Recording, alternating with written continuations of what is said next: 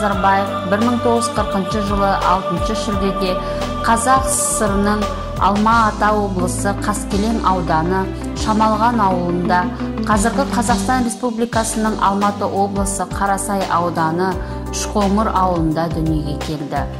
1967 жылы Назарбаев Қарағанды металлургия комбинаты жанындағы жоғарғы техникалық оқу орнын бітірді. 1960-69 жылдары Қарағанды металлургиялық комбинатында жұмыс істеді. 1969-1979 жылдары Қарағанды облысы Теміртау қаласындағы партиялық комсомолдық қызметте болды және Қарағанды облыстық партия комитетінде еңбек етті. 1979-84 жылдары Қазақстан коммунистік партиясының орталық комитеті хатшысы болды. 1984-1989 жылдары Қазақ ССР министрлер кеңесінің төрағасы қызметін атқарды. 1989-91 жылдары Қазақстан коммунистік партиясы орталық комитетінің бірінші хатшысы. 1990 жылдың ақпан-сәуір айларында Қазақ ССР жоғары кеңесінің төрағасы қызметін қатар атқарды. 1991 жылы 1 желтоқсанда Қазақстанда алғашқы жалпы халықтық президенттік сайлау өтіп, Назарбаев сайлаушылардың 98,7% қолдауына ие болды. 1995 жылы 29 сәуірде жалпы халықтық референдум нәтижесінде президенттік өкілеттілігі 2000 жылға дейін созылды. 1999 жылдың 10 қаңтарындағы сайлау барысында Назарбаев сайлаушылардың 80% дауысын иеленіп, Қазақстан Республикасы президенті болып сайланды. 2005 жылдың 4 желтоқсанында Нұрсұлтан Назарбаев сайлаушылардың 91,15% дауысымен Қазақстан президенті болып сайланды.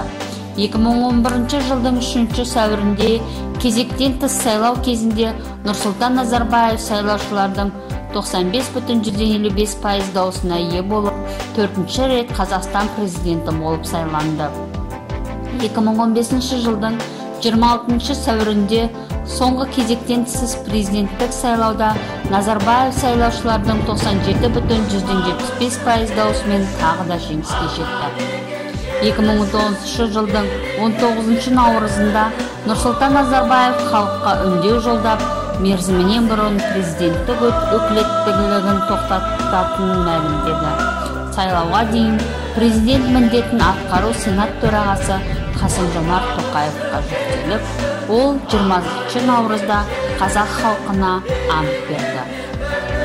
Құрметті атақтары: Қазақстан Республикасының тұңғыш президенті, елбасы мәртебесінің иегері, Нұр Отан партиясының төрағасы, Қазақстан Республикасының қауіпсіздік кеңесінің төрағасы, Қазақстан халық ассамблеясының төрағасы, Қазақтардың дүниежүзілік қауымдастығының төрағасы, Назарбаев университеті жоғарғы қамқоршылық кеңесінің төрағасы, экономика ғылымдарының докторы, Қазақстан Республикасы ұлттық ғылым академиясының академигі, құрметті профессор және бірқатар шетелдік және отандық университеттің құрметті докторы, көптеген кітап пен ғылыми мақала авторы, көптеген кеңестік қазақстандық және шетелдік орден медальдармен марапатталған.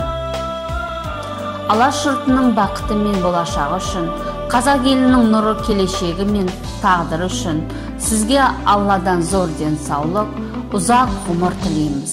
Ынтымағы жарасқан қазақ елі мәңгі жасасын.